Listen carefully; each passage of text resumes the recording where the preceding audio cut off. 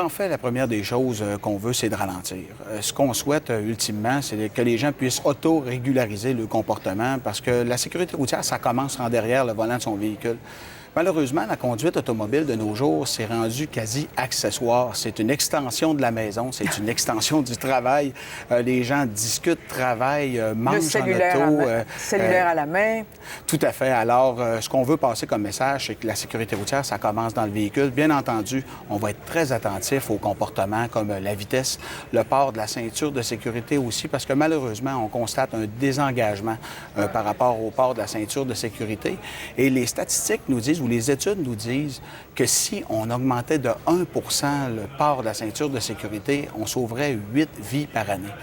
Alors, c'est un des comportements qu'on va surveiller également. Et il y a ce cellulaire au volant avec les fameux textos, bien entendu. Alors, la Sûreté du Québec déploie différents moyens de détection, comme les motos. Donc, nos motocyclettes circulent aujourd'hui aux abords des véhicules, notamment sur les accotements, parce que c'est beaucoup plus facile de voir quand les gens textent à bord de leur auto.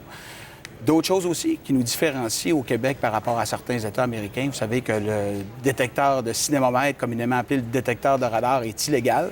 Alors, on a notre appareillage aussi qui permet de les dépister. Chaque année, on en saisit près de 600 au Québec. Alors, c'est une bonne occasion aujourd'hui de venir interpeller les gens qui en ont en leur possession. Et est-ce que la tendance dans le bilan routier, est-ce qu'il y a au niveau des accidents mortels, est-ce que c'est à la hausse ou en baisse? Non, le bilan routier va très bien au Québec, que ce soit sur le territoire de la Sûreté du Québec ou sur le territoire des services de police municipaux, parce qu'en fait, on est parti de 466 collisions mortelles en 2006 sur notre territoire à 296 en 2011, et c'est significatif.